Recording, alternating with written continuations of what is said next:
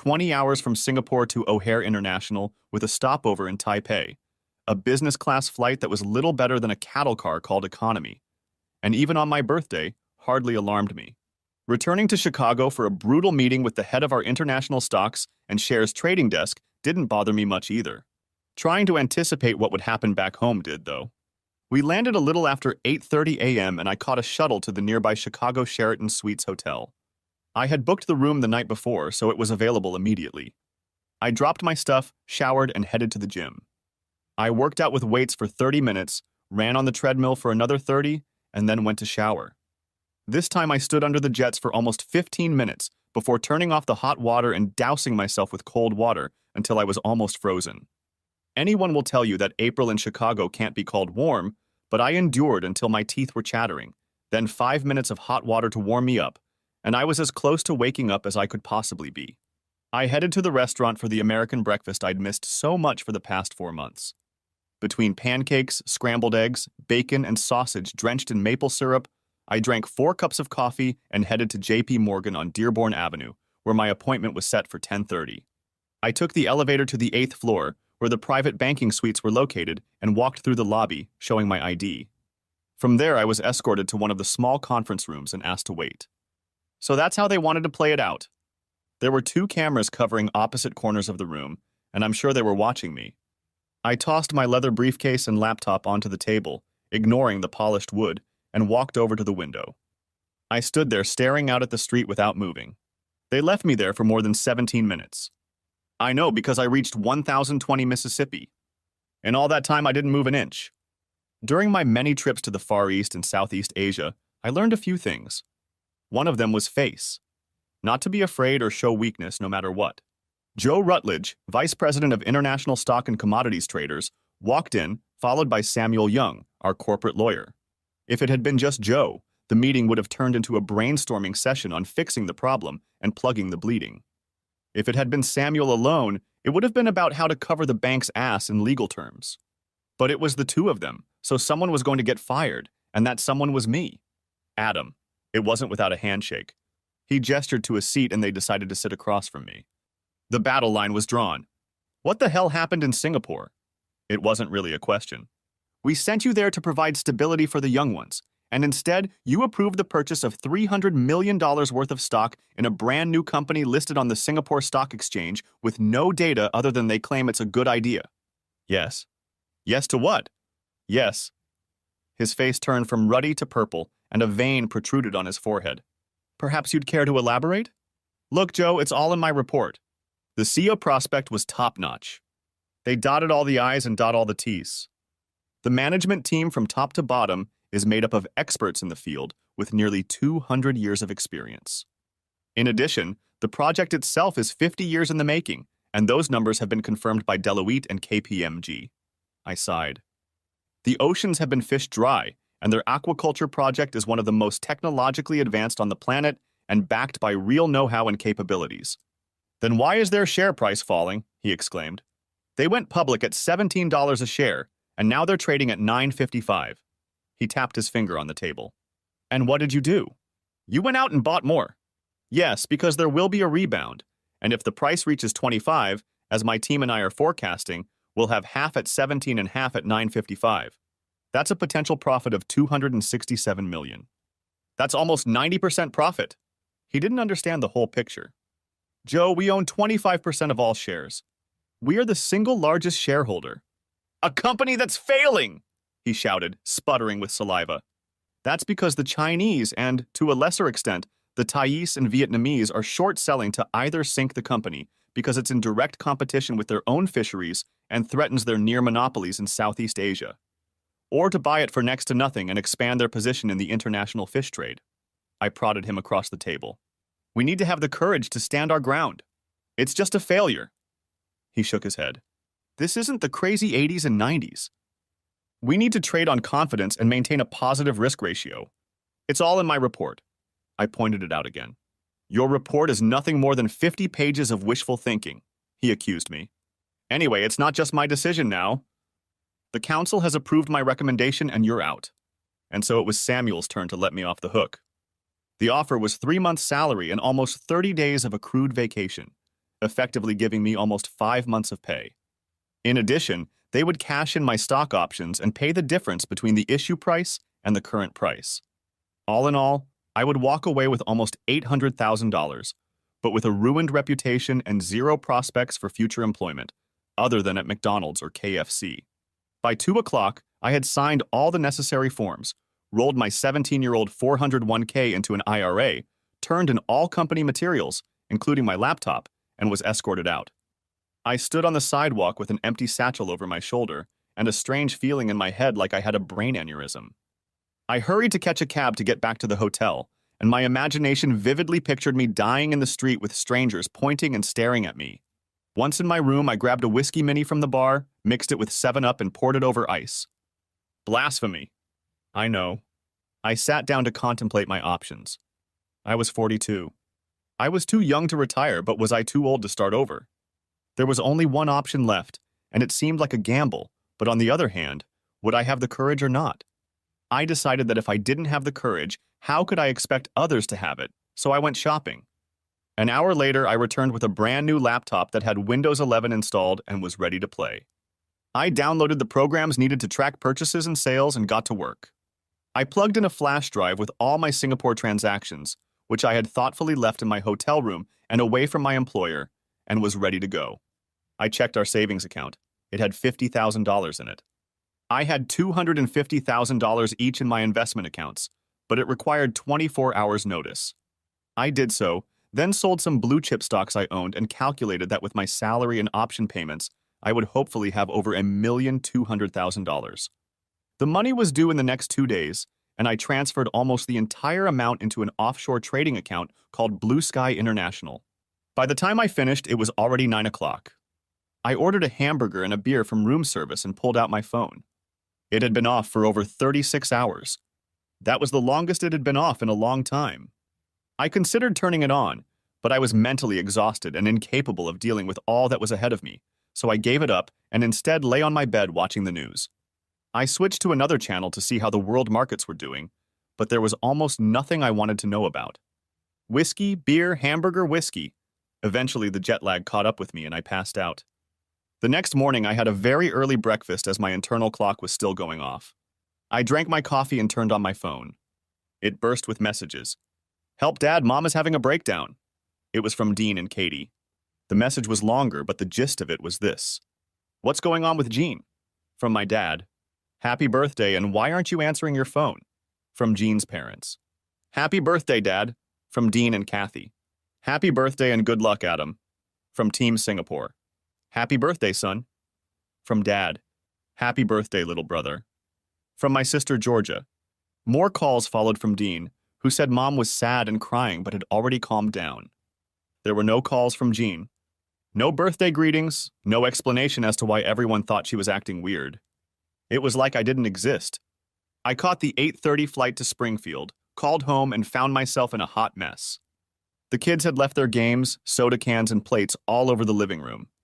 The floors looked like our vacuum cleaner was broken. The kitchen was even worse. The sink was clogged with unwashed plates. The dishwasher was overflowing. The trash can was overflowing. I took things to the laundry room, where unwashed clothes lay unwashed for what seemed like weeks. I separated the white and light from the dark and began the process. Once back in, I began to put things in order from the living room to the kitchen. There were 2 empty wine bottles and stemmed glasses in the living room. Both had lipstick marks of different colors on them. Our bedroom looked like it hadn't been changed in a while. I put on clean sheets, changed the duvet cover, and ventilated the room. The children's rooms were indeed cleaner. Dirty, but cleaner. Being in cleaning mode, I packed, and did the rest. I vacuumed the floors and emptied the trash cans. It was almost 3 hours before I thought I had gotten things done, so I headed to my office to turn on my laptop. The first thing I did was check the Southeast Asia Aquaculture, CA rate. It was down to $9.37. That was almost 2 points down for the day. We'll see what kind of balls I have once my money is in the till and I can enter the market. I called my dad. My mom died 5 years ago of breast cancer. We discussed Jean. He said she had seemed sad and depressed the last 2 weeks. He said she was heartbroken, but for no apparent reason. Strange. I checked our bank transactions, but there's nothing unusual. It just keeps getting weirder and weirder. I checked the messages on our home phone, but nothing unexpected there either. I dried and folded my clothes for a bit, then decided to see what we had for dinner. The short answer was nothing much. I went into the garage and reconnected the battery to my Audi A6. I pressed the start button and the car started the first time. I went to the local supermarket, bought some essentials, and came back with a set of groceries to make Thai green curry and jasmine rice. I boiled the rice in water and coconut milk with a bit of ginger to give it extra flavor. I stir-fried the chicken strips with zucchini, Asian eggplant, chopped lemongrass, fresh minced garlic, a bunch of Asian basil and fresh cilantro leaves with fresh green chilies. I added a can and a half of coconut milk, 2 tablespoons of green curry paste, and the zest and juice of 2 limes. A tablespoon of fish sauce and finally a teaspoon of sugar to balance the sourness, and let boil. I chopped 4 spring onions, fresh coriander and basil leaves to garnish the dish with them, set the table and poured myself a beer. I was halfway there when Jean's car pulled up in the driveway, and the kids, spotting my car in the driveway, ran into the house screaming that Daddy was home. I hugged them both at the same time and kissed them over and over. I told them how much I missed them, even though we Skype a lot. Tears came to my eyes and Katie sobbed in my arms, clinging tightly to me, her whole body shaking. Dean was a little more subdued, as befitted his almost-man status. We stayed like that for a long time. When I looked up, I saw that Jean was looking at us. At me. There was a strange, almost wistful expression in her eyes, and a couple of tears rolled down her cheek. She waited until I stood up, cradling our children in her arms, and pulled me close and kissed me gently on the lips. "Welcome home, Adam." There wasn't much enthusiasm in her words, and her body language indicated some sadness or discomfort. Her eyes didn't linger on me for very long. That smells nice," she sniffed. "What is it?" "It's Thai green curry," exclaimed I. Dean and Katie looked at me incomprehensibly. "I don't know what it is, Dad, but it smells really good." Dean smiled and hugged me again to the nods and kisses of Kathy, who had her arms around my neck with her legs off the ground. "You two go clean up and get ready for dinner," ordered Jean. "Hurry up. You'll have plenty of time with your father afterward." She came in and gave me a gentle hug and a kiss on the cheek. "You look exhausted, Adam." She visually assessed my condition. "How come you're back so soon? I thought you were going to be there for another 8 weeks." "Turns out the bosses didn't like some of my initiatives," I admitted. "I just got fired." She blushed. Then her mouth opened and closed like a fish out of water. Well, it's..." She fumbled for a word. "Unfortunately," she managed to mutter. "We'll see." "How?" "We'll figure something out." "But what about you?" I stared at this almost stranger standing in front of me. I'd been married for 15 years, and she acted more like an acquaintance than my wife. "Are you okay?" I thought her eyes clouded over, but she blinked and squared her shoulders. "It's work." She tried to smile, but it didn't quite work. "The market's down." That wasn't what I'd heard. "There are changes going on at MRE. There's a lot of pressure on everyone." She spread her arms out to the sides to show how huge. At this point, the kids washed up, came down the stairs, and rushed back to me. "We'll talk later." She turned toward the kitchen. We gathered for a meal. I served and arranged each plate, then poured Jean and me a cool California White. Dean insisted on a can of Mountain Dew, and Kathy asked for water. We sat down at the table and ate dinner as a family for the first time in 4 months. I told the kids stories about Singapore, about the lifestyle and some of the activities I was involved in. They were almost exclusively part of team-building exercises and included dragon boat races, indoor golf, ninja tag, and combat archery. It was all a lot of fun. After emptying their plates, Dean and Kathy disappeared together and returned, smiling, holding a wrapped present. "Happy birthday, Dad." Jean's hands flew to her mouth. I kissed my children to the sounds of "Oh my God" emitted by Jean. "I'm so sorry, Adam." I totally forgot. I was about to pounce on her and remind her that I had given her gold diamond earrings for her birthday. But instead, I focused on the kids. I opened my present. It was a Brothers in Arms set. I loved that show and had always said I wanted to have a CD collection. I kissed them again. Their wide smiles matched mine from the pleasure of giving and receiving. "I'll bring you a present tomorrow, Adam." Jean was embarrassed and remorseful. I waved him away. "You don't have to," I said magnanimously. "Being home with my family is all the present I need." Dean and Katie threw themselves into my arms again with cries of, "Love you, Daddy." We sat at the table talking for an hour or more, but eventually they had to go do their homework while Jean and I cleaned up the kitchen. "What's going on with you, John?" "You're not the person I know." She jerked her hand sharply, as if to stop me, and then her shoulders slumped. I don't know, Adam. I guess I'm depressed. You've always traveled so much and for weeks at a time. Last time it was too long. She looked me in the eye. You're not here. We hardly live the same life. Tears streamed down her cheeks. I feel lost. I reached out and wrapped her in a bear hug. She resisted for a while, but then she gave in and let me hold her and sobbed softly. We stayed like that for a while. I wanted more. I wanted to solve the problem. But she wouldn't let me know that she wanted anything more than to be held. She was right, though. Over the past 6 years, since I'd been promoted to supervisor, I'd found myself in the unenviable role of problem instigator for young, inexperienced teams. We discussed it and agreed that we would have to make sacrifices, with the ultimate goal of both of us retiring when I turned 50 and enjoying a life of leisure and travel. She gently pulled away and suggested I spend some time with the kids. I started with Katie, going over her homework, then did the same with Dean. After tucking Katie into bed, I kissed her goodnight and then walked over to Dean. Mom's not okay, Dad, he said with concern. She's crying and hardly doing anything around the house. She even forgot your birthday.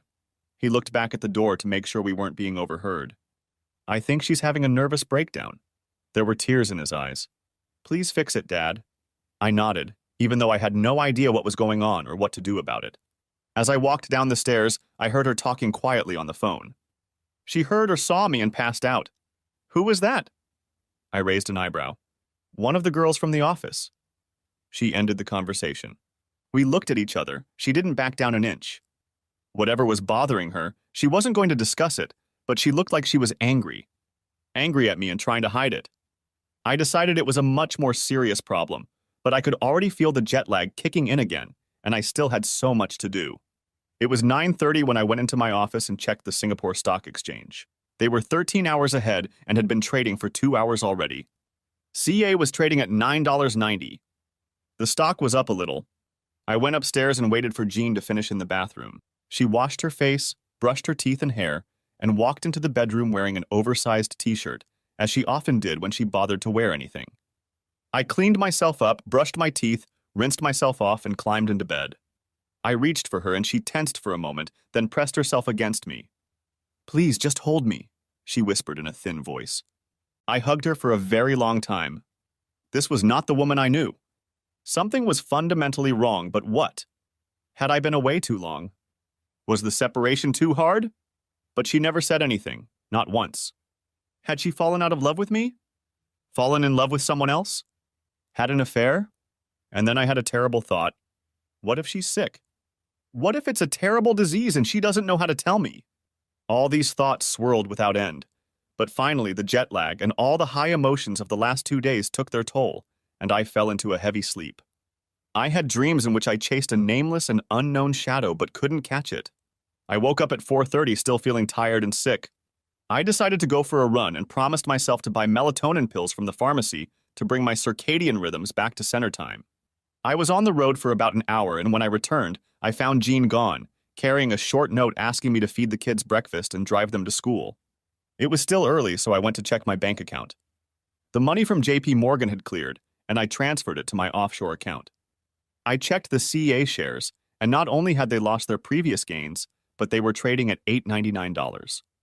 They weren't exactly in free fall, but on an escalator leading downward. I was faced with a choice. Fix my marriage or fix my financial future? Is it possible to do both? I spent as much time as I could with Dean and Kathy and asked them some general questions about what they were doing in the months I was gone. The answer was that it was nothing much, except for some corporate activities with my mom's boss, Anthony Miller. They played miniature golf, went to the movies, and out to dinner. Kathy didn't notice anything, but Dean must have noticed my face and jumped up. He was always with his daughter, Evelyn, Dad. He defended himself. She always said Mom was such a big part of the company, like we were all one big happy family. Katie nodded in agreement. Yeah, Aunt Evelyn was always with us, she agreed. I smiled at them all and told them I was glad they hadn't stayed home and enjoyed life while I was gone. But now I was back, and summer was on the horizon, and I wanted us to go on vacation and make the best of it. They nodded approvingly, and I hugged and kissed them again. I drove them to school and called a few friends to make arrangements to meet up for the morning. Then I called George Tallis, my old mentor. He was my manager when I first came to the trading floor, and he taught me many unseen trends that no computer program or application will teach you. Everything is driven by greed and fear, he told me over and over again. We talked for a while. He still lived in Chicago and was a registered broker running a small company for a few old clients. We discussed my accreditation. I was registered with the SEC and was a member of FINRA, as well as registered with the Illinois Securities Authority and had signed an AML, anti-money laundering compliance document. We agreed that I would send him an electronic copy of the SEAA prospectus and discuss it later that day.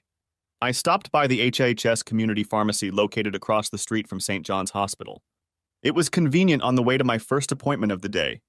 I was leaving the pharmacy with melatonin and a few vitamin pills when I noticed Jean and Evelyn Miller coming out of St. John's Hospital. They were holding on to each other and looked like two women bound together by a shared grief. I discreetly watched them as they walked with their heads down and shoulders bowed, bereft of hope and dreams. They climbed into the Uber that was waiting for them and disappeared into the flow of traffic. What the hell was that? I ran through all the options that had been swirling around in my head since the previous evening, but nothing was coming out. Was my wife sick and didn't tell me about it? Was Evelyn sick? They looked grief-stricken and clinging to each other, but not sick. Neither of them looked sick. Maybe it was a mutual acquaintance? They looked too emotionally attached to the pain to be mere acquaintances. A friend, then? No, more than a friend. A lover? Yes, quite possibly a lover. But a mutual lover? Whatever and whoever it was, they both shared a deep affection. Say it, my mind insisted. Were they in love for each other? Maybe, but that wasn't it. Shit! So now what? So I did the rational and logical thing, or at least as rational and logical as was possible under the circumstances, and went to the meeting. I talked about the possibility of participating in CAA and left nothing out, including getting fired. At the first meeting, Julian Knowles said he would contact me later, after he discussed it with his investment club. The second meeting was with Aaron Goldstein, an old-fashioned retailer with a lot of money. He liked the idea immediately, and after spending some time at his computer shifting money around, he agreed to transfer $10 million into my trading account after the paperwork was completed. I was having coffee at Starbucks on Monroe when George called. He liked the prospectus and had a group of interested investors. We agreed on a sliding scale commission structure so that the higher the yield, the higher the commission percentage. I called my dad and discussed the COA opportunity, and he said he'd like to invest $100,000. He would wire the money the next day. I then discussed with Gene the whole situation I was in. He fell silent, and I mentally saw him scratching his head. My father's reasoning was slow and methodical. He worked as a risk analyst for one of the major insurance companies in the state. When he responded, it was with concern. Her behavior resembles that of a woman in mourning. Well, she wasn't mourning her mom or dad. They were both disgustingly healthy and lived in Arizona. Apparently, they liked the warm, dry climate. She had no siblings, and her few cousins were scattered all over the country and were almost strangers. We talked for another long time while I questioned his thoughts, and finally I had to agree with him. He bowed out, but not before telling me that he would send me the number of a private investigator whose services they had regularly used in the past to investigate insurance fraud. I went home, called my contacts in Singapore and Southeast Asia to get an update on sentiment in the country, and recreated the risk assessment profile for CA. It turned out to be virtually the same as my report. The numbers were rational, the management team was sound, the project was in its infancy, but the decisive fact was that all members of the management team had put their own money into it, and that was the decisive fact. They weren't just in the game. They were betting their future on the success of the project. That strengthened my position. Everything was ready. All that was left was to wait a few hours for SSE to open, and I would start trading. While I waited, I called the number of a private investigator. His name was Clarence Williams, and I found his LinkedIn profile and a small website under the company name, Discrete Solutions. There were no pictures of him. When I called, he spoke with a slow southern accent, and I got the feeling he spoke that way on purpose because his mind was like a steel trap and his questions were sharp and insightful. He asked for an advance of $5,000 and said that since my father had referred so many cases to him in the old days, he would start the next day. When everything was ready, I began to drink coffee, waiting for the time to pass. My nervous energy had peaked. Dean and Kathy came home late from sports practice, and I spent as much time with them as I could, but explained that I had important business to attend to. Jean arrived looking tired but more determined than the previous evening. I bought Chinese food on the way home, she announced, walking into my office and kissing me on the cheek. Are you working? Hi, Jin. No affectionate words came from her, so I didn't respond either, just like when I was a kid. I wish we could eat as a family, but I have to work tonight from about 7. Okay, that's fine, I guess, she said uncertainly. I have a present for your birthday. She held out a small gift-wrapped package. The small card read, Happy birthday, Adam. Love. John. I'd sent more personalized cards to third cousins and siblings. Inside was a bottle of Hugo Boss aftershave. I thanked her, and she leaned over to kiss my dry lips. I could very well have been a third cousin. We ate as a family. Dean and Kathy talked about how their day had gone. John didn't say much. We discussed some of the changes that had occurred during my absence. Dean complained that the old skate park was closed and there was less and less for teenagers to do in town.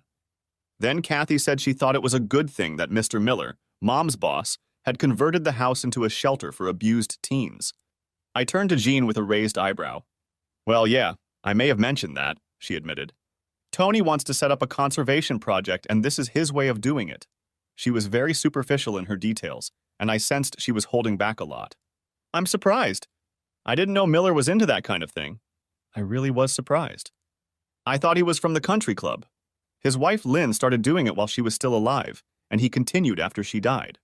She informed me somewhat smugly, or was it something else I couldn't understand?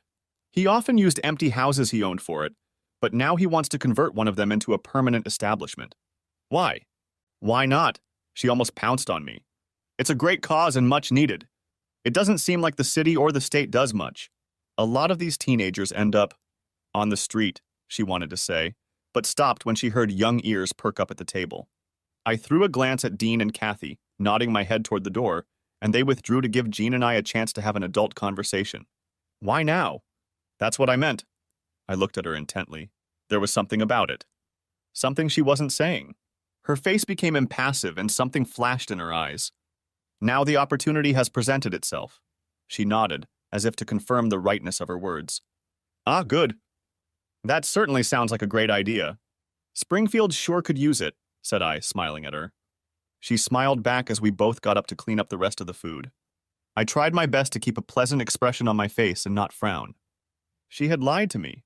Maybe not everything, but now she had a good reason and this wasn't a possibility. Secondly, her body language suggested she knew a lot more and it had something to do with the personal. I helped clean up. Took out the trash and told her I was going to work in my office. It was still an hour before trading opened in Singapore, and I sat down at my desk and thought about the situation. I thought about my marriage, trying to keep my sanity and not give away the deeply buried pain that threatened to consume me. I knew that if I gave up now, I wouldn't be able to do what needed to be done. And at the same time, I realized that if I held the pain back, it would likely get worse. I wondered how we'd gotten to this state. Before, Jean and I had been compatible in almost every way. We agreed on where to live, how to spend our money, how to spend our vacations, when to have children and how many. We had a good life. To be fair, the last few years had been difficult because of my traveling and being away. But usually we made plans before I returned, and after I returned, we invariably had a mini honeymoon. But not this time. I thought we were both on the same page, but it turned out we weren't. It made me angry. Singapore and South Asia were full of women looking for non-Asian men. Some for the experience. Some because most foreigners held lucrative positions and had more to offer than their local counterparts. Some simply saw it as a ticket to the West. I was hit on daily. In the office. On the subway. In open-air food markets and especially in the many bars and clubs. Many of my coworkers dated local women. Some even put them in their apartments as de facto servants with privileges. Personally, I found this practice disgusting and exploitative, but no one cared about my opinion. The only reason I thought about it was that of the 10 times a week that I turned down a pretty woman, I did so because I was married. What's more, I was married to a woman I loved and who I thought loved me back, but her behavior and recent actions made me wonder if that was really the case. I looked back to consider if there were any warning signs leading up to this, but other than a near breakdown in communication over the past few weeks, I couldn't identify anything. There was much to ponder, but right now I had to focus on the work at hand. When the Singapore market opened, CA was trading at 8.49.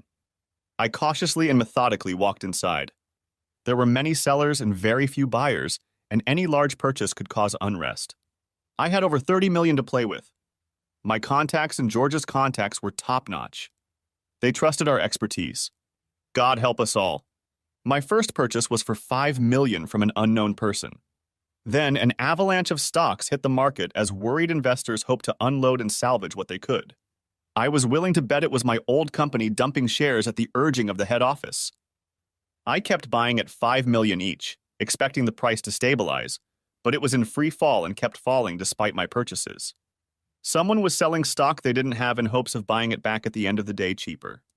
The price continued to fall as panicked investors tried to get rid of their holdings in hopes of getting 25 or even 20 cents on the dollar. The price hit the $5.61 mark when I made my last purchase of $15 million. With our $30 million, we had purchased a little over 10% of the total number of shares listed. This meant that we could appoint someone to the board of directors, since we owned a significant block of shares, if we decided not to sell them, but to hold on to them and make a profit. I called George and we both drank whiskey over the phone. My choice was an 18-year-old J.P. Wiser's Canadian whiskey on the rocks. George, being an old and old-fashioned guy, poured himself a 10-year-old Bulleet bourbon. Our purchases ended up encouraging some investors sitting on the sidelines to buy at this bargain price. As a result, by the time I logged off, the price had steadily climbed to $8.72. The short sellers were stranded and lost money. I wiped my eyes and looked at the time. It was almost 2 o'clock in the morning. After cleaning myself up in 5 minutes, I quietly climbed into bed and passed out from the melatonin pills I'd forgotten in the car. I woke up late the next morning. Everyone was downstairs. Dean and Kathy were finishing breakfast. John was on the phone. I heard her say something about time is of the essence. When she saw me, she said goodbye to the person on the phone. Work. She shrugged exaggeratedly. She poured me a cup of coffee. You must have been up late? I nodded, taking a sip. So, did the trade or something go well? I mimicked her and shrugged unresponsively. She had no idea that everything but our house depended on CA. It's still early. We'll have to wait and see. I waved it off. Okay. She walked over and kissed my cheek. You still look tired. I'll take the kids to school. With those words, she walked out of the kitchen, calling out to Dean and Kathy as she went. They shouted bye and love you, Daddy, and left. I poured a second cup and headed to my office. I checked the stock price at the close and was pleased to see that they had gotten a late rally as market sentiment turned and closed the day at $10.14. Those who held the stock had to be pleased.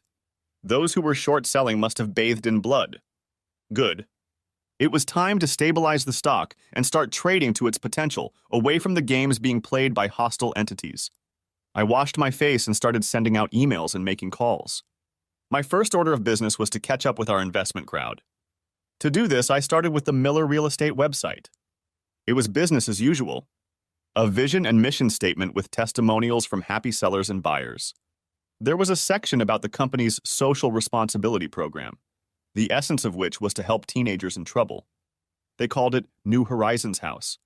They claimed to provide housing, food, training, counseling, and help troubled teens find jobs, finish school, get off the streets. I couldn't find anything else on their website, so I went to Facebook. I found Anthony Miller on Facebook, and it turned up a lot of pictures of his cars and vacations and people he knew and interacted with. There was also a recent group photo from one of the corporate events. The entire MRE team was there, Anthony standing in the center, with his daughter Evelyn sitting to his left and Jean on his right. Two things stood out. He seemed to have lost a lot of weight and looked much older and, if not worse, haggard. The second thing I noticed was that Jean was holding his hand and looking at him instead of at the photographer. It didn't mean anything because you can read anything into moments like that in a Renoir painting. But still, I looked through Jean's Facebook pages and there was nothing much there but a few old photos and posts of the family, including the two of us, at a time that in my mind had come to be defined as better times. There was nothing but good news about her work, school, and sporting events. Everything was so banal and mundane that it held no interest. The last picture she took of us together was over 2 years ago. On Evelyn's Facebook, there have been a significant number of photos of her with Jean over the past few years. In some of the pictures, she was pictured with Jean and Anthony, but there was nothing objectionable in them other than the fact that they were spending time together. The last messages were somewhat cryptic about the meaning of life and praying to God and the universe for positive results. I had another conversation with Clarence Williams. Please call me Clarence Adam. I've worked with your father for so long that I feel like I know you. I told him I wanted to expedite the investigation. He said he'd try, but it all takes as long as it takes. Then I called my father. His advice was to stop drawing unfounded conclusions and homegrown theories, let the experts do their job, and finally give them time. He put it simply.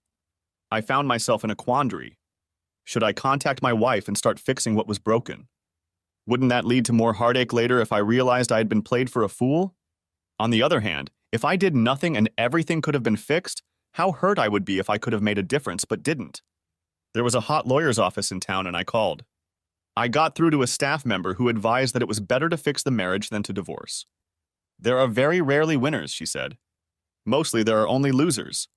I had one last card to play. One of Gene's male colleagues owed me a small favor after I recommended some inexpensive but quality stocks to him. He had last worked at MRE about 6 or 7 months ago, but I decided to elicit some information from him. He worked for a competing real estate company, but was free for a late lunch, so we met at Red Robin for burgers and beers. Chad walked in wearing his trademark golf shirt, chinos, and Dockers, with a pair of sunglasses on his head. If he tried, he couldn't have looked more like a realtor. After pleasantries and general chatter while eating burgers, I got down to business. He laughed when my intentions became clear. So you're out fishing, Adam? I nodded. Why? I'm trying to understand something about MREs. I limited my explanation. Something came up that's been bothering me. He turned serious. Everything changed when Tony lost his wife Dot to cancer. He seemed to lose his drive for a long time. Then his daughter became the driving force, and over the next year or so he seemed to find himself again. He paused and looked at me shrewdly. Your wife and he became very close. She was sometimes referred to as his office wife. He paused to gauge the effect he was having on me, and I gestured for him to continue, for my throat constricted, and I feared that if I tried to speak it would come out as a croak. I didn't see anything inappropriate, but you know how cruel office gossip can be. He scratched his head. One thing I can say is that Tony, Evelyn, and your wife spent a lot of time together, but you weren't home that often, were you? I shrugged helplessly. We talked about the subject without adding anything new. He was about to leave when he suddenly remembered something. You do know that Anthony was rumored to have been diagnosed with cancer, right? We said goodbye, but I stayed and called St. John's Hospital. I presumptuously asked what room Anthony Miller was in. It turned out that he was in a private room in the oncology ward.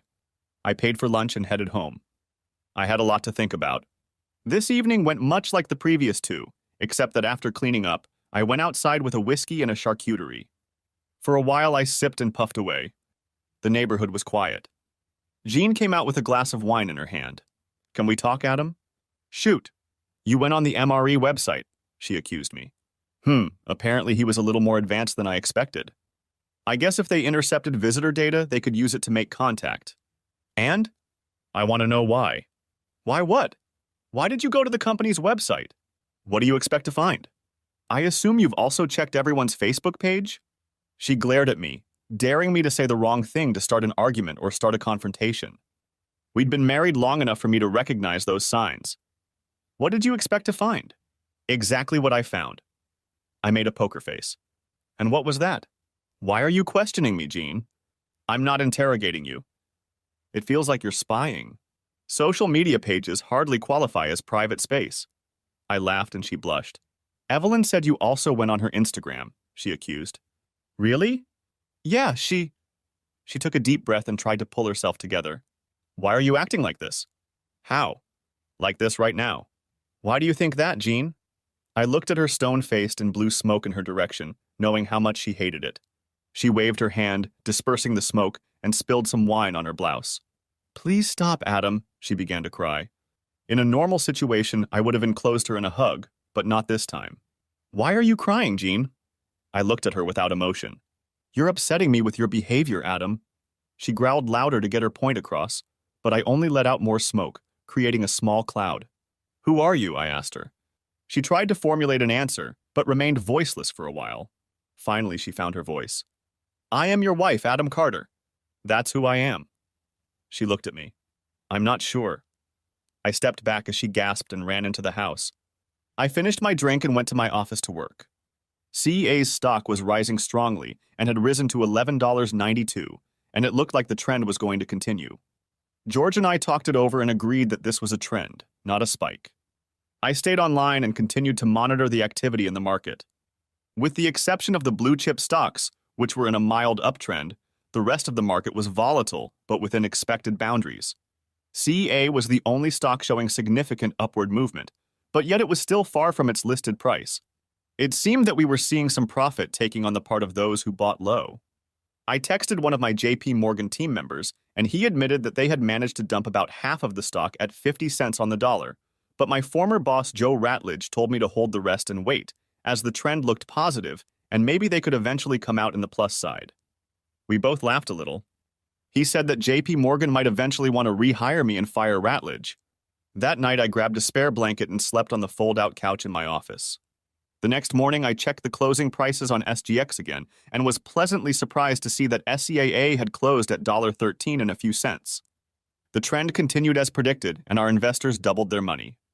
Now, if we had managed to reach the predicted $25, we would have made over 300% profit. I made breakfast and called the kids to eat while I drank coffee. I completely ignored Jean all morning and then drove the kids to school. After dropping them off, I headed to the gym and went to IHOP for a very late breakfast.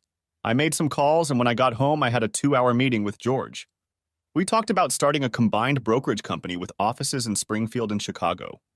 We discussed the idea and agreed that he would begin working on the structure and equity in the new business, and I would develop a plan to go to market.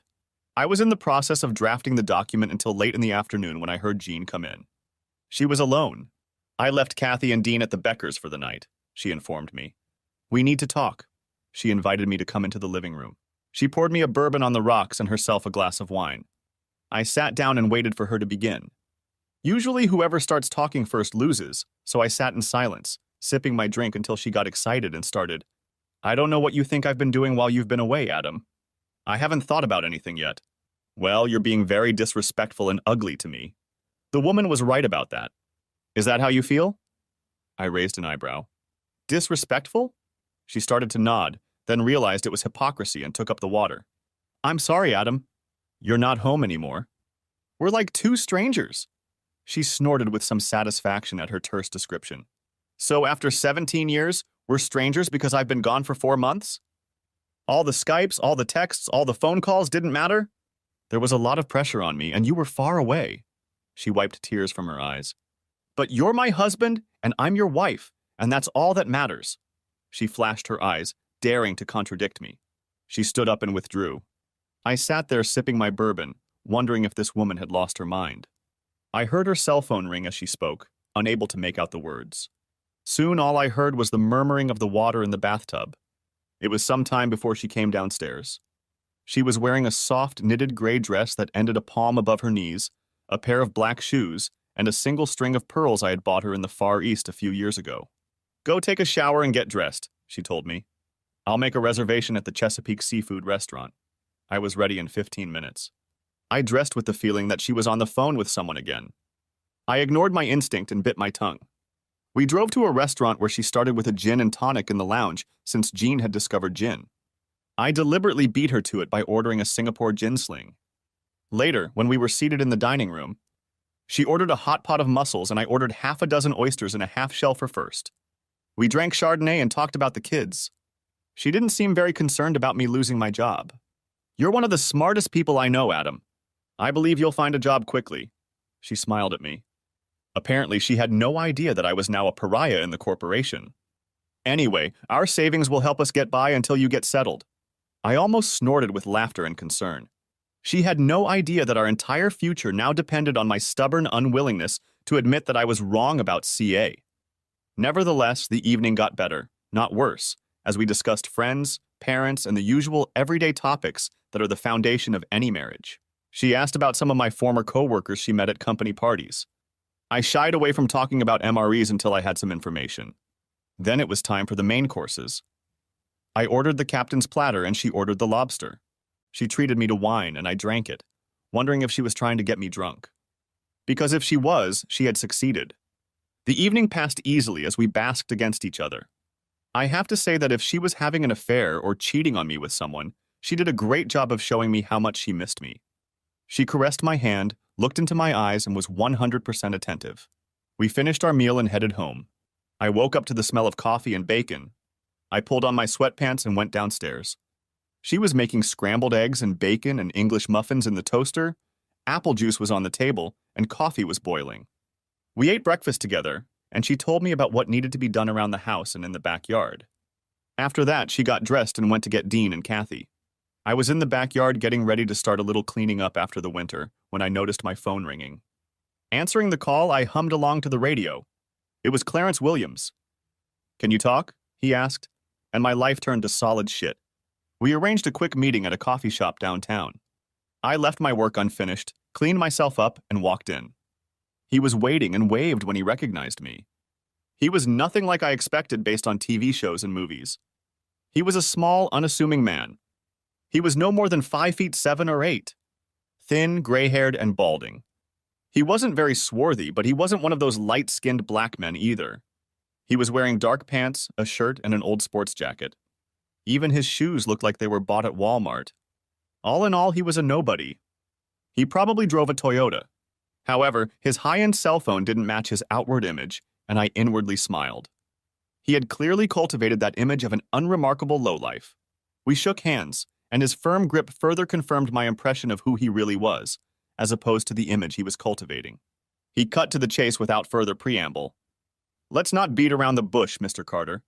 We didn't catch your wife at the hotel or in any secret meetings." He held up a hand to prevent me from intervening. "But we have ample corroborating evidence that she's been having an affair with her boss Anthony Miller for at least 2 years. That seems to be an open secret in the office. Of course, his daughter Evelyn knows about it and not only condones it, but facilitates it in every way possible. They met regularly during the week, and it seems that when you weren't home, she would often leave the children with friends and move in with him herself for the weekend. He was hard and relentless, trying to lay it all out before I exploded, or whatever it was I was going to do. His voice began to lose volume as my pulse quickened and drummed in my ears. My hands clutched at the table like I was having a heart attack. It's one thing to think your wife is having fun with another man, and quite another when it's confirmed by a near stranger. Clarence kept talking, but I could barely hear anything. I was still burning inside and struggling to pull myself together. Besides, Mr. Miller has been diagnosed with a very aggressive pancreatic cancer, and he only has a few months to live. What? I tried to realize. What was that? I said that Miller has been diagnosed with metastatic pancreatic cancer. He's now undergoing therapy for the second time, but it doesn't seem to be working. This confirmed what Chad had said and what I had discovered, but I didn't know that the cancer was incurable and inevitable. I finally understood Jean's behavior. Her state of mind. Everything said she was in pain because she was mourning the man she loved. She was trying to come to terms with his impending demise. I told Clarence about Jean's behavior and how I thought it all connected, not because he was my friend. Not because he was my confidant, but because he was here in front of me and I just needed someone to talk to. My initial impression of Clarence's hidden depths was confirmed by his next words. Many cheaters try to minimize their actions by saying it was just sex. Or that it meant nothing, but that's nonsense, Mr. Carter. He took a sip of his almost cold coffee and made a grimace. Then looked at me again. Cheaters don't just do it. They're invested in each other and in the relationship. He frowned, as if fishing the words out of his memory. Women need to feel loved. No one has a long-term relationship because of sex. They may start out that way, but after a while, feelings emerge. Love, and it's usually justified by the claim that you can love more than one person. He looked up, assessing the effect his words had on me. Cheaters don't spend all their time having sex, Mr. Carter. They go to restaurants and movies. They go for walks and share experiences. They discuss movies, books, politics, and ideas. They develop a personal language as spouses. They share their hopes and dreams and invariably lament that their illicit relationship is not their permanent relationship. He nodded his head as if agreeing with himself. They typically find faults in their spouse to appease their behavior and justify their cheating, and then discuss their spouse's real, perceived, or attributed faults with their other in an attempt to justify their immoral activities. I was shocked and devastated. I mean, I understood all of that, but honestly, it wouldn't have hurt as much to think that they were dating to engage in it. My wife was in a relationship with another man who gave her all the same things I did, but without the burdens of raising children, settling life's scores, household chores, and all the rest. She gave him all of her attention. He gave her the good times without the daily drudgery that a normal marriage is saturated with, and nothing that would turn their time into the less exciting and more routine life that husbands and wives mostly share. We talked some more and then agreed to stop investigating for a while I considered my next steps. He left, and I was left to sit and ponder what my life now looked like. One thing I knew for sure: my marriage was over.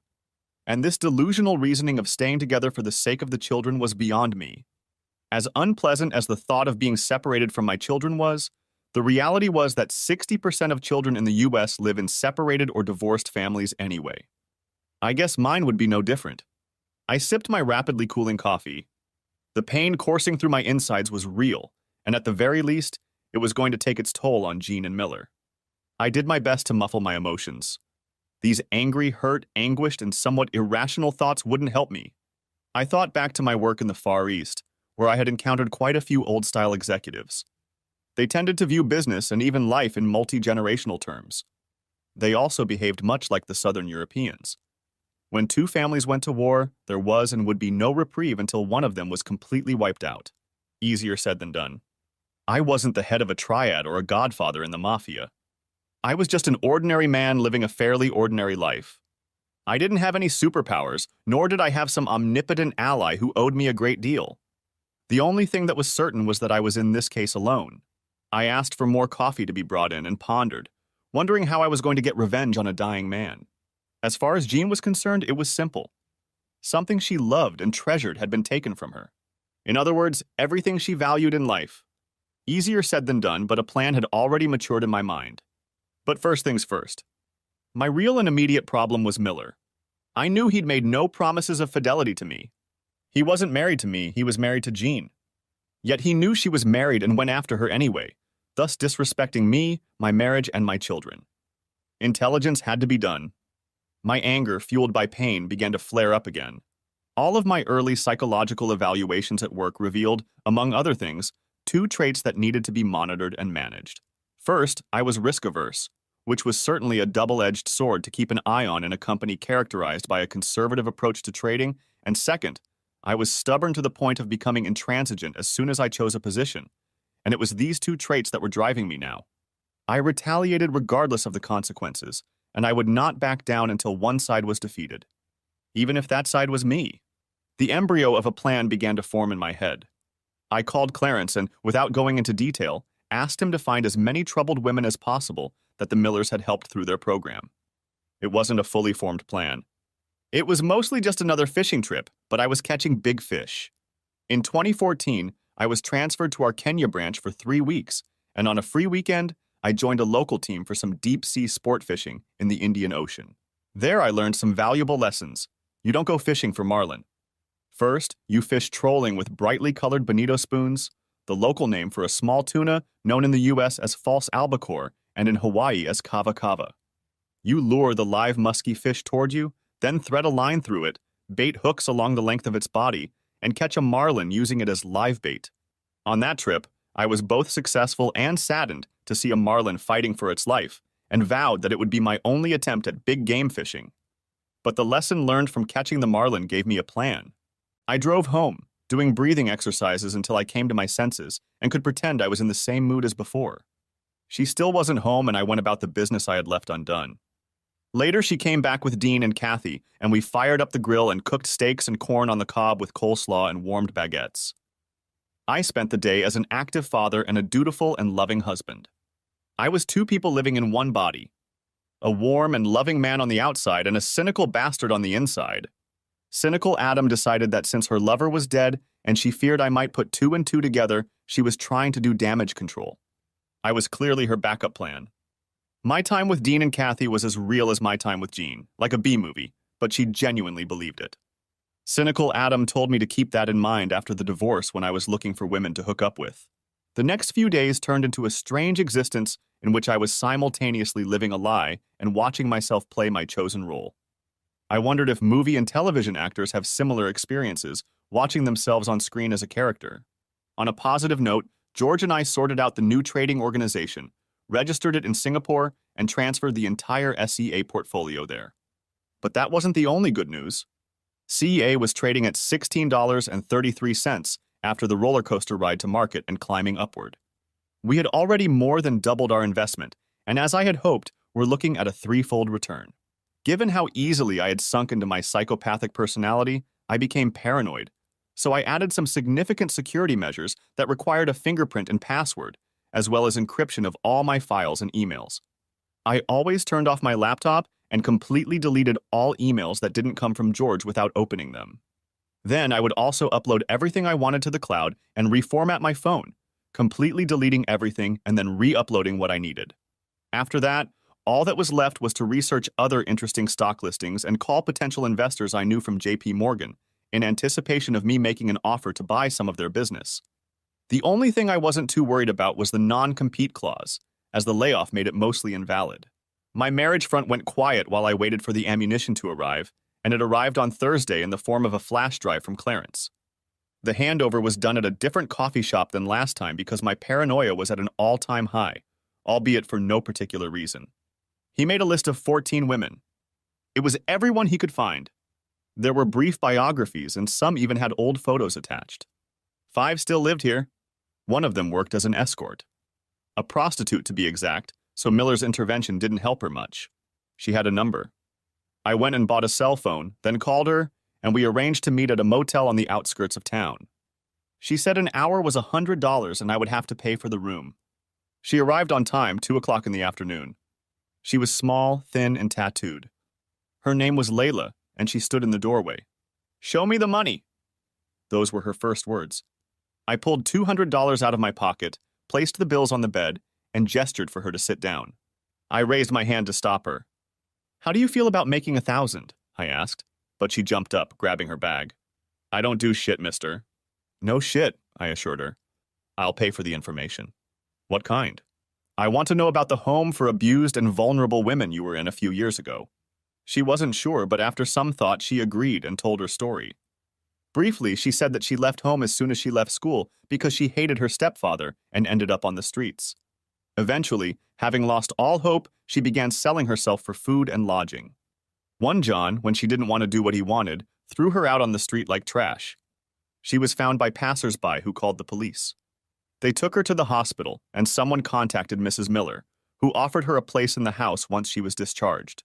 She stayed there for almost 6 months, she said, until the rules and regulations bored her and she left. She finished her story and we looked at each other in silence for a while. Her story was typical, though no less tragic. I wondered if what I was about to do would be another case, but the need for revenge took over everything else. "So, when you lived in this house, were you bullied right away or did it start later?" She blinked rapidly, trying to comprehend my question. She started to shake her head no, side to side, then froze. I could see the gears turning in her head. "How much?" "I think 5,000. I began to negotiate. "Why?" I thought about it for a few minutes. She may have been an uneducated prostitute, but her negotiating skills were good enough for any corporate boardroom. "Miller ruined my marriage and I want to destroy it." I looked at her for signs of hesitation. Whether she'd do it for the money or for the greater good. 20,000? She smiled grimly, watching me like a hawk to gauge my reaction. I hesitated, figuring out how plausible she could be. She smirked, looking at me. "What?" "I can see you pondering whether spending 20 grand on an unimportant person will help your cause." Damn. This young tattooed woman was on a roll. She leaned toward me and we ended up nose to nose. "Give me a 25 and I'll show you the power of the Me Too movement in action." I told her we had to plan it out and arrange how the money would be transferred. She told me that she wanted the money so she could get a fresh start elsewhere since she had a little girl and needed to get out of the business. I offered her honestly that if it worked out, I would set her up with a job in Chicago, and her eyes lit up. "For real?" "For real. You're tricking me just to get what you want?" She looked both hopeful and scared at the same time, like a child who is about to reach for the candy but knows it could be taken away at any moment. I managed to reassure her that everything was fine. We agreed that she would do what she promised, and we would meet to discuss next steps as soon as she was ready. We exchanged numbers. I gave her my phone number and asked her to save it under Jerry's name. I begged off and phase 1 was complete. At home, I continued my dichotomy of inside and outside, and Jean seemed to keep buying into it. To be fair, she too was focused on the Miller Legacy project to notice much else. I was getting inside as much as I could without making her suspect anything, and getting information about how far the project had gotten. We cooked and ate together like old times. During breakfast, she said she'd be busy helping set up New Horizons House, and there would be a grand opening on Monday at 10. I already knew about it. It was written about on the company website and social media. I feigned interest and, without appearing to, questioned her. Turns out they were planning to have the mayor and his entourage cut the ribbon. A whole bunch of local media was also supposed to be there, as well as the CBS television station. Did they stop the chemo and radiation so Tony could feel well enough to attend? I heard her ask. Probably Evelyn's. I didn't hear an answer. It's going to be a life-changing moment, she sobbed slightly. Not if I had anything to do with it. Time to turn up the heat. My divorce papers were ready. All that remained was to get permission to file them. Illinois was a no-fault state in 2016, and there were no laws allowing me to sue Miller for loss of affection either, so it was a matter of irreconcilable differences. I started the day on SGX. Our stock had reached its issue price and was rising, albeit in small increments. A good start to Friday. I had a coffee and tuned into the WMA radio station. At 9:30, there was an interview with Evelyn. She was talking about the wonderful social responsibility program that MRE and her father, Anthony Miller, have been up to. It was soulful stuff, like chicken soup for the soul. She explained that the New Horizons house is simply an ongoing evolution of a program that her mother started, and after her mother's death, her father continued. Now there was an opportunity to turn it into a full-fledged project with full funding, but obviously it would work better with community participation and donations. The host spoke almost enthusiastically about the value of the project and then asked listeners for their opinions. WMA listeners spoke favorably and some promised to donate. The presenter promised to put donation information on the WMA homepage, and Evelyn said there are details on the MRE website and on the New Horizons website. More calls in the same vein followed until... Hello? The voice on the other end was hesitant. She was urged to speak louder, and between a broken voice and quiet sobs, she managed to raise her voice. Please don't believe the house helped anyone, she managed to croak out. All it did was allow Mr. Miller to abuse women. She burst into tears over the phone. Evelyn went into an apoplectic fit. Never. This never happened.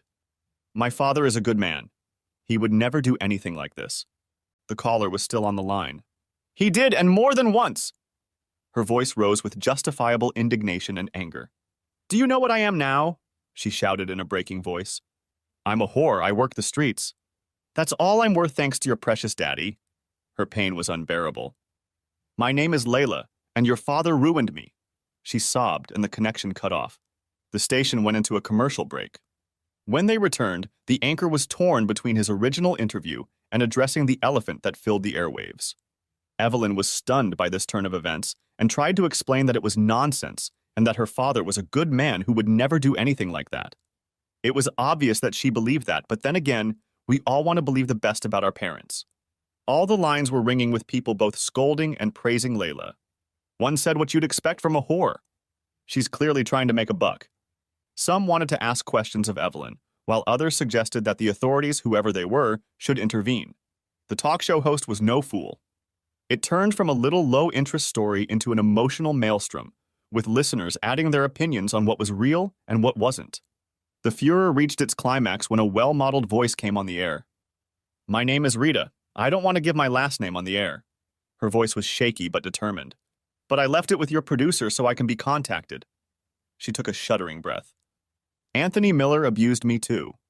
And the remarks went off in different directions. A listener called into WTX to discuss what was happening on WMA. In the next minute, the line was filled with pro and con voices on each side. A short time later, a woman called in. She spoke in a thin, frightened voice. I'm a married woman with children, she cried, and I had hoped to put all this behind me, but Mr. Miller has been harassing me too. She broke down and sobbed on air. I'm so sorry, I promised. I promised I wouldn't say anything. But I can't live with this. I was young and I needed help, and he made me do anything to him. I couldn't say no. I didn't know how. She disconnected. There was a long silence before Master could say anything. It sounded like he was crying. I called Vicky, an old high school friend who works at the local newspaper and anchors the news for 2 regional radio stations. I asked if she had heard about what was going on at WMA and WTX. She had. I told her I was concerned because my wife works for MRE and the New Horizons Home Project.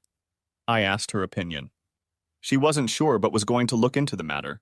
She said if it was true, it would be the biggest abuse case in Springfield in 2 generations. By lunchtime, the story had gone quiet on the air. None of the radio hosts wanted to offer an opinion. However, social media and Twitter in particular went wild. At first, opinions were split 50 and 50 for and against, but within hours it turned into a fierce witch hunt, and woe betide anyone who sided with Miller.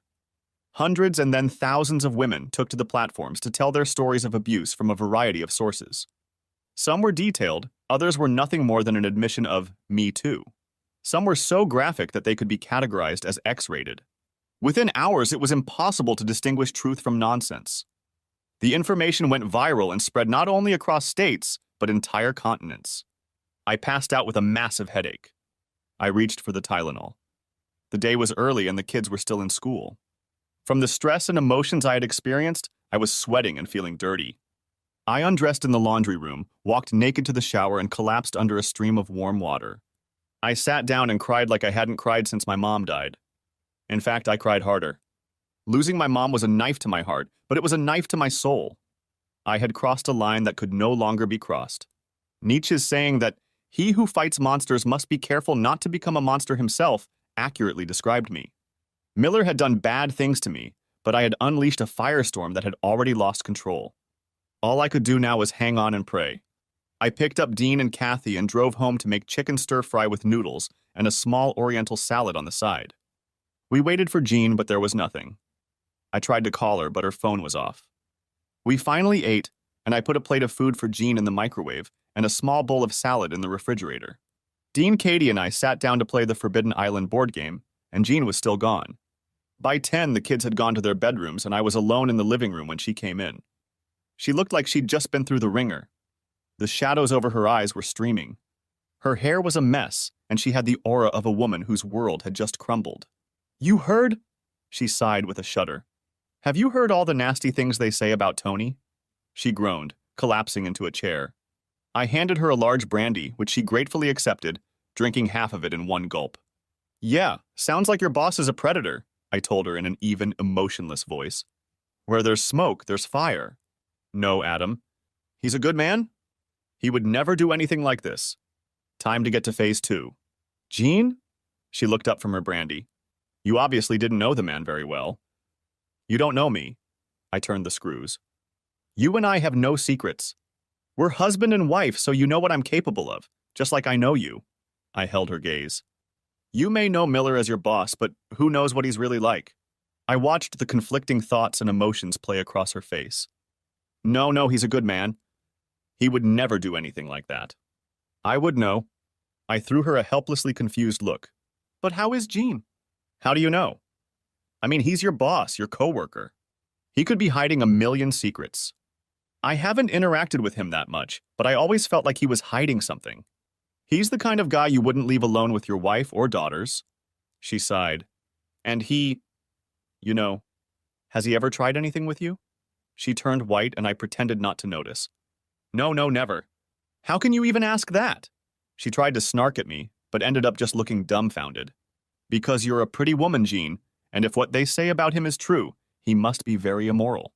She burst into tears and looked deeply into her glass of brandy, but found no answers there either.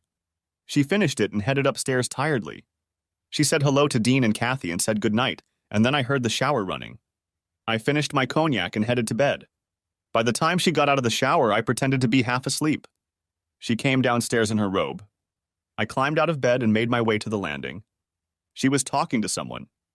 From the sound of it, probably to Evelyn. She repeated nightmare several times. Then she asked, "But why? Why isn't there more than one woman saying she was attacked?" Finally, she said she didn't think it would go away easily. How right she was. She made a second call. "Hi, Tony," I heard her say. I caught snippets of phrases where she kept telling him that everything would be resolved, and it was some big misunderstanding. I barely heard her remove herself to the kitchen, but I caught her last words. "I love you too." I heard the microwave beeping and she spent some time alone, probably snacking. By the time she got to bed, I was asleep. Saturday, I woke up first and made breakfast and then drove Dean and Kathy to sports practice. When I got home, I was on the phone with Vicky. She informed me that another woman had applied and there were 4 so far. She also told me that her sources in the mayor's office said that the entire project was now considered toxic and was being distanced from it. A number of civic associations soon followed with denials. By mid-morning, the Attorney General's office had issued a statement that they would conduct a full investigation into the matter. By the time I got home, it was gone. The SGX exchange was closed, so there was nothing to do. I talked to George about business and to my father about the state of my marriage. He agreed that it was irretrievably broken. He said he felt sorry for Dean and Kathy, but like the rest of the kids in the U.S., they would learn to cope. I called Jean. "Where are you?" "Evelyn and I and the company lawyers are trying to fight these nasty lawsuits." "Are you sure you should get involved?" I colored my voice with concern. "The spillover could be significant and you don't want to be in it." She resisted, as I knew she would, but all their lawyerly entreaties went nowhere. On Saturday afternoon and Sunday, which were the busiest days of the show, MRE had less than 20% of its previous attendance. By Monday morning, the phones were ringing off the hook with calls of canceled and withdrawn sales orders. The opening of the New Horizons home was postponed until the negative publicity was over. That Monday, another woman made herself known in an unusual way. This woman was married to a wealthy businessman and was well known in the community. According to her, she spent a total of 8 days in the house before she gave them her name, and they contacted her parents. During that time, the man she knew as Mr. Miller abused her twice.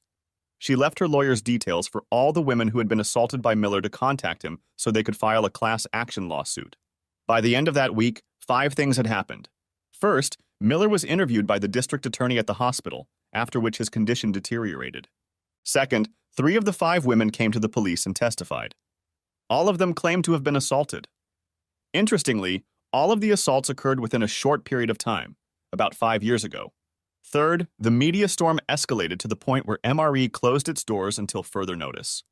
Jean naively told me every night about how Evelyn was trying to keep the business going while vendors were leaving and taking customers with them. Fourth, CA had passed the $24 mark, and I was slowly throwing blocks of shares onto the market, which were quickly snapped up without lowering their price. We made back our original investment and still owned 2/3 of the stock. To put it bluntly, we sat back in complete delight. My dad took Dean and Kathy out for the weekend. I was on my way back from a small boutique where I bought a chilled bottle of 2012 vintage Veuve Clicquot. I was ready to celebrate with Jean number 5. I noticed a BMW X5 SUV with the MRE logo on the doors parked in my driveway next to Jean's Lexus. I stopped and walked into the house. They were in the living room. Jean was crying and Evelyn was stroking her back and generally calming her down. "Ladies." I saluted them, walked over to the cabinet where our crystal was kept, and pulled out 3 champagne flutes. They stared at me dumbfounded with open mouths as I tore off the foil, twisted the wire to remove the cage, and popped the cork with opulence. Then I filled 3 flutes copiously and handed them each one. They were both in a sort of stupor, as if their brains were tilted, and accepted the proffered glasses. "Salute." I raised my toast, drank half of mine, and burped. Then the shouting began. "Jean, you're divorcing me?" "I thought we were a family." I noticed an open envelope with divorce papers lying on the coffee table. "Evelyn, how could you, Adam? Don't you care about your wife? Don't you love her? Have a drink, Jean. We're celebrating the end of an era." I finished the rest of the champagne and reached for the bottle. "Hello, Evelyn. First of all, I could, and I did. Second, I stopped caring about her and stopped loving her when she became your father's whore." I knocked over my glass and saluted Evelyn.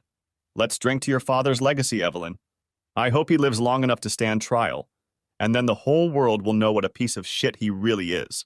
She turned white and collapsed onto her back. I turned to Jean. "Get yourself a lawyer." I smirked at her. "The kids will stay with my father until custody is established." Her eyes widened with fear. This was like nothing she'd ever seen me like before. It looked like I had turned into the very monster I feared. Evelyn dropped her flute on the carpet, making a mess. They looked at me the way one looks at a madman with his finger on the trigger. "So for champagne, no. You left me alone for so long and so often." "I needed human contact."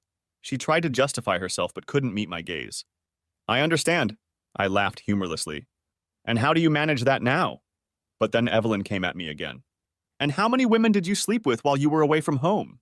You men all want your women to be angels when you're away from home, and you do whatever you want.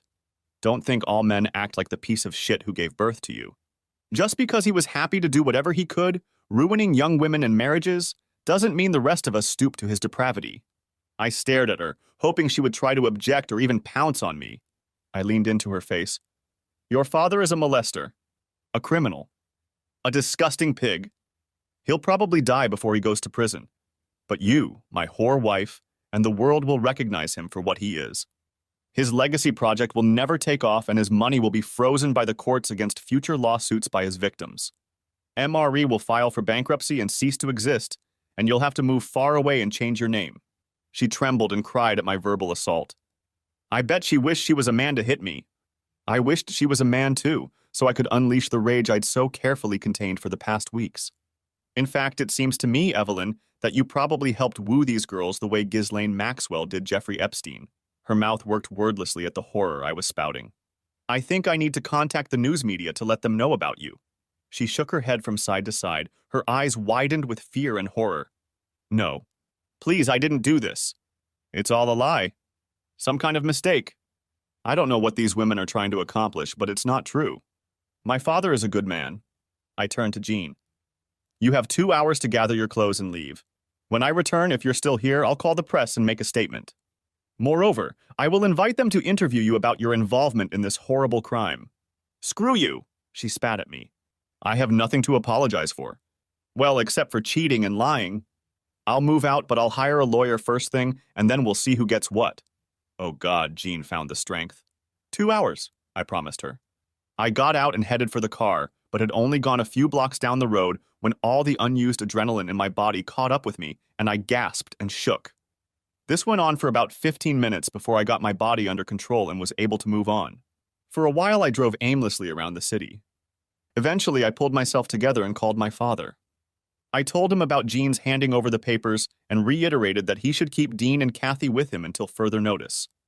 And while he should allow Jean to visit them, under no circumstances should she be left alone with them to set them against me. We talked and I drove off before the car signaled that I was on standby. I found a gas station, got gas and headed home, marveling at how far from home I was, and by the time I got back it was 10 o'clock. The house was like a mausoleum, filled with the ghosts of happy times. The silence was noisy in my ears and I couldn't sleep.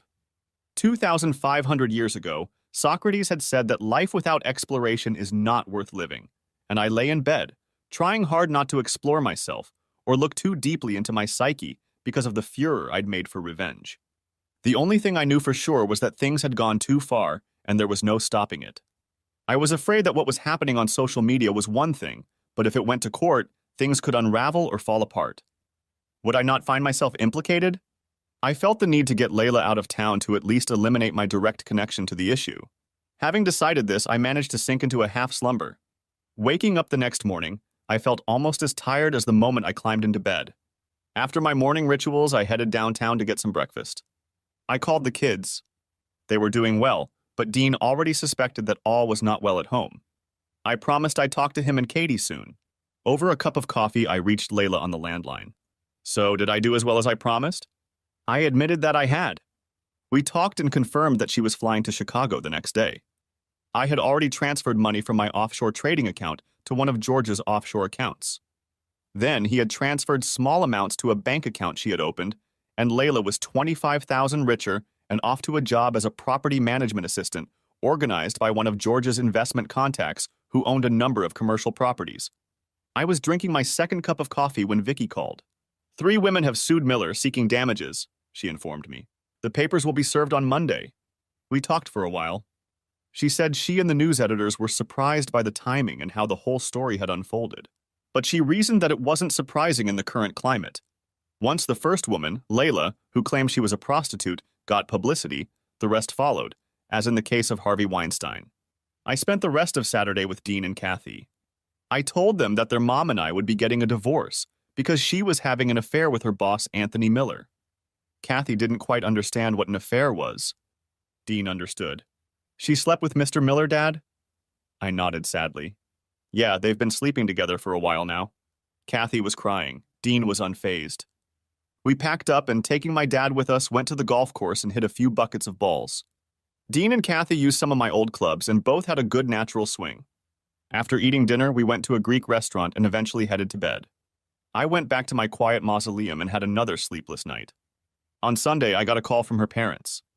They wanted to know if there was any hope of reconciliation. For the sake of the child, they said. How can I reconcile with a woman who has been having an affair with her boss for years? I asked. And that one happens to be a maniac. Jean may have even had a part in it. There was a collective sigh. Living in Arizona had weaned them off the bomb that had hit Illinois. It will all be figured out in court, I assured them and walked away, leaving them with a shattered view of their daughter. Life went on, mostly slowly and painfully. Dean and Katie moved back into my home, and my father moved in to help out. This essentially left me with a business that was gaining momentum as George and I were getting lots of positive feedback. At the end of the second week, the hype around Miller had died down somewhat.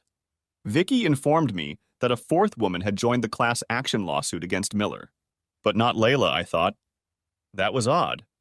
She was edgy enough and, it seemed to me, mercurial enough to get her piece of the pie. Oh well, that was a mystery for another day. I had a meeting between Jean's lawyers and my lawyers about the division of property. I had set up investment accounts for Dean and Kathy's education out of our combined cash or near-cash assets so they couldn't be touched. My last paycheck and payments from JP Morgan went directly into my offshore account, and her lawyers were still trying to get documents from my previous employer. So while they suspected there was some sort of golden handshake going on, they had no idea how much, but it was only a matter of time before they subpoenaed the HR documents. I offered to pay her nothing, as she had a job and was generally making a good living. She argued that there should have been at least $250,000 in cash and near assets. I assured them that they had been lost on unprofitable stocks. Both Jean and her lawyer called bullshit, but I laughed. Take the deal, Jean, or I'll take your house payment down and we'll fight over it until you run out of money for lawyers. I'll cripple you financially. Why are you being such an asshole? She looked at me. I deserve half of whatever is left of our marriage. Go to your second husband and ask him for money, Jean. It sounds like you had more of a marriage with him than you did with me. But you'd better hurry. He may not have any money left after those poor assaulted women get what he did to them. I wish I could say it was all over after that, but it wasn't. Not at all. It dragged on for months, but most of the cards were in my hands, and righteous anger kept me going. She hesitated from meeting to meeting. At one, she was saying that I made the whole relationship between her and Miller look much more serious than it really was. At the next meeting, she blamed me for her behavior. Then she wanted to know why we had to get a divorce and that we couldn't work it out. The next time I heard from her that she was going to give me to the cleaners, at another meeting where I refused to give in, her lawyer said he would get her back in the house immediately. I gave her my biggest grin I was capable of. You better be careful around me, Jean, or I will go to every possible media outlet to expose your complicity in this. She lost her white and turned gray like a heart attack victim. Try it and see what happens to you next. As I left the lawyer's office, I noticed Evelyn sitting in the foyer. She was glaring at me angrily. I smiled at her the way one smiles at the Walking Dead, and her smile faltered and faded. You should have stayed out of this, Evelyn. Well, what you sow is what you reap. 2 days later, Layla was another $5,000 richer, and the local newspapers, Twitter, and the rest of social media were ablaze with the latest revelations that Evelyn Miller had been helping her disgraced father, Anthony Miller. The DA's office has come under fire for not arresting Miller or taking action against his daughter. The DA's office spoke at a media briefing, stating that they were still in the early stages of the investigation. The press didn't hold back, and another storm erupted. The public was still reeling from the story of Ghislaine Maxwell and Jeffrey Epstein. Soon the bloodlust was gripping Evelyn Miller as well. Miller was sued by 4 highly publicized women. I became seriously concerned and began having sleepless nights. Going to court was a huge risk for me and could have easily derailed the whole case. It was the 6th week since my return from Singapore. I was working from home as usual when the doorbell rang. It was Evelyn. What do you need? I wasn't going to pretend. Can we talk, Adam? No. I don't want to be associated with a predator like you. I glared at her and closed the door, leaving her standing outside. She called again. Just as I knew she would, she rang. Please, Adam. Just talk, she begged. I felt like laughing out loud. Where's your entitlement, bitch? Instead, I said, I don't think so. You just want to record me and try to get me to say something you can use for your own purposes. I won't, I promise. Good. Her eyes lit up, but I held out my hand, stopping her. But first, put your purse and phone in the car. Wait here. I closed the door, unobtrusively set my phone down, and pressed record. Okay, talk. I let her go and moved to the nearest couch. She looked unsure whether to stand or sit, but I motioned for her to sit across from me, and she sat on the edge, as if she might rush off at any minute. She brushed her loose hair out of her face and pulled herself together. I know it's you, Adam. You're the one who created this whole nightmare. I just stared at her without emotion. She probably thought I was a serpent in her Garden of Eden. Stop it now, Adam. I just sat there looking at her in silence and she changed the subject. I know you were hurt by Jean's affair with my father. Whoever was hurt, but this nonsense about my father subjecting women is a lie, and it needs to stop. It needs to be disproved. I laughed in her face. There's nothing I can do, Evelyn. It's up to the court now. Please, Adam. Please make it stop. I know you can. I smiled unhappily. Now that your world has collapsed, you want me to help you. Where were you when your father was entertaining my wife? Her face turned red again. Oh yes, you were helping, making sure she agreed to be your father's whore. We stared at each other in silence for a long time. I read her face as she picked and rejected arguments to change my mind. Finally, she said, "When will you stop, Adam? When will you be satisfied?" Her eyes grew cloudy, then tears rolled down her face and she visibly snickered. This was no pretense. This was a woman defeated. Not until your family is completely destroyed, Evelyn. She shuddered. Her eyes widened in horror. There will be no stopping. There will be no ceasefire. There will be no peace. I spoke slowly and purposefully. I wanted her to realize this wasn't a game. She couldn't back down. This was real. She realized the truth and fell silent as she thought about what I had said. Then she surprised me by coming back for another try. You want revenge on Adam? How?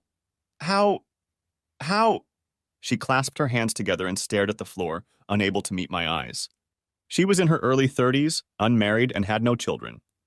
Her Facebook pages indicated that she had recently broken up with her last partner, so she was single. Staggering, she reached the door and on unsteady legs ran to her BMW. I watched her drive unevenly down the street. I had conflicting feelings of satisfaction at having caused her pain and letting her know that more would follow. At the same time, I felt disgusted at my ability to be so callous and so cruel to another person's feelings. It was still early, but I wanted a drink. And maybe more than one. I spent the rest of the week in and out of law offices. In between, I continued to work on getting new clients. There was a listing on the Hong Kong Stock Exchange for a small IT company that looked promising, and a listing on the Johannesburg Stock Exchange for a natural gas exploration company drilling in the Indian Ocean off the coast of South Africa and Mozambique. George and I were completing due diligence before presenting them to a group of investors. The 4 women's class action lawsuit against Miller was in full swing. The Millers, led by Evelyn and her attorneys, were trying to mitigate the situation and reach an out-of-court settlement. The district attorney could not make up his mind how to prosecute a man on his deathbed. So we all waited with bated breath. I heard the Millers had been cleaned out of almost every penny. All the real estate owned by the company was sold, and the women got over $2 million each. The amount was not disclosed, but it was huge. It was effectively the end of MRE. I needed one more thing to complete my revenge, so I went to the hospital and entered Miller's room, looking official and walking as if I belonged to him, and no one had challenged me. I was there to make sure he knew who had ruined him, his legacy, and his whole life. He lived for 2 more days. Evelyn had him cremated. There were only 5 people at the small gathering after the cremation. One of them was Jean. She wanted to take Dean and Kathy with her. I told her I would see her dead first. You would, wouldn't you? She looked at me with a mixture of fear and hatred, very similar to the one Evelyn had during our last meeting. I didn't realize you were so vindictive. You ruined him. It was you, wasn't it? She cried. And for what? Because he and I had a relationship. You went crazy and ruined so many lives. Tears rolled down her face. I laughed harshly. You're the one who planted the seeds, Jean. You? Why didn't you just tell me you wanted someone else? It would have hurt me, but it would have been honest. We could have gotten a divorce and that would have been the end of it. But you chose to neglect me, and that was unacceptable. For a moment, she became thoughtful. I loved Tony, she admitted quietly. He gave me what I needed. When he was with me 100%. With you, I always felt like your job came first and I came second. She rummaged through her purse, found a pack of tissues, and wiped her eyes. Then, when we had Dean and Katie, I wasn't even in second place. It was your job, the kids, and I got whatever was left. She looked me in the eye. I needed someone to put me first for a change. I could have walked away and left her with my happy memories, but I didn't. I pulled out my phone. Listen to this. Was it worth it? She heard me say. No, he wheezed. You ruined everything I spent a lifetime working for. I laughed harshly. It's your own fault, Miller. I screwed you up big time. How? How did you find out? What? How did you find out about me using them?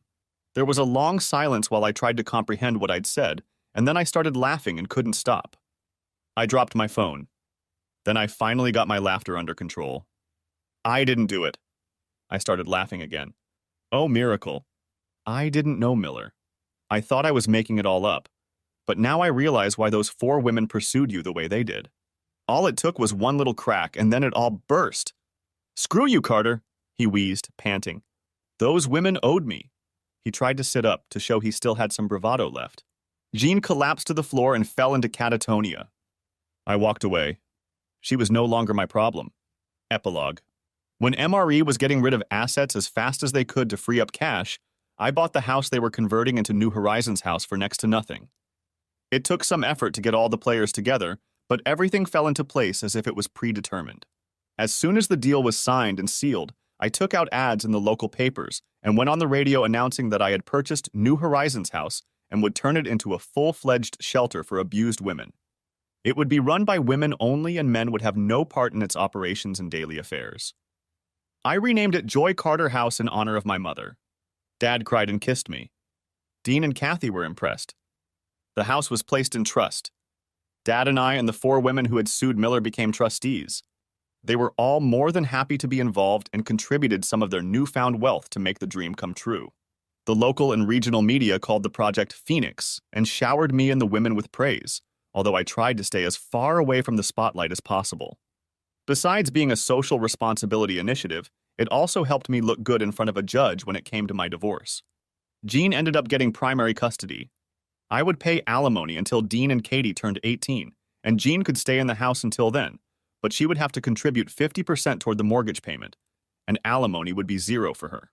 At one meeting when we were trying to divide who gets what, she claimed I hid the money. I told her to drop it or I would turn her life to shit, and oddly enough, she did. She became very wary of me, and I could see her carefully choosing her words so as not to upset me. I suppose that's what fear looked like. I told her that she would get a substantial income from the house when it sold, and that was the end of it. It took a while, but eventually we divorced. I bought a 3-bedroom condo so the kids could stay with me. I had them almost every weekend since Jean was back to selling houses, and weekends were her busiest period, so it was good for me. I missed them from time to time as I started traveling regularly again, especially to the Far East. But overall, life wasn't too bad. I laughed at myself. Things were bad, but not that bad. Jean's relationship with Evelyn broke down immediately after I showed her the tape of my run-in with Miller. I also circulated an edited version of the tape of her father's voice confessing everything. It was actually another thing that took on a life of its own, independent of the original intent. Evelyn left a couple months later, and I never heard from or about her again. I met Layla in Chicago. Her real name was Leanne Roxton. She had cleaned herself up and was enjoying her work. Did you know? I asked her. It was like an open secret, she confirmed. No one admitted to the abuse directly. Everyone was afraid that if they were kicked out on the street, it would be worse. Why didn't you tell me about it too? I asked, wondering. She laughed and shook her head. I had no idea, she admitted. Well, for one thing, I wasn't abused or anything like that. I contacted a few women I know and asked them if they'd be willing to say they were abused, and I'd give them $5,000. She glared at me, daring me to object to her mercantile actions. But I had no time to talk. The second woman with whom I was still in touch was Rita French. On the phone, she fell apart and disconnected from me. But when I called the radio station a few days later, when Miller's daughter went on the air, as you heard, the first one was Rita. Apparently, she decided she'd held on to him long enough. She sipped her soda. I didn't even have to pay her. I called her after the radio show, and she said she only vaguely remembered one of the others.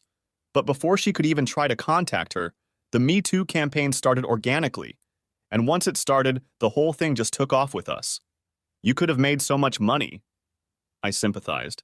She shook her head sadly.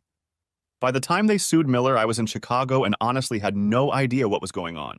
When I looked again, it was already over. She smiled slightly, remembering what could have been. But you gave me a good start, Adam. Thank you. Well, that was it. My revenge was complete, and against all odds, my actions were justified. It was more than I had expected.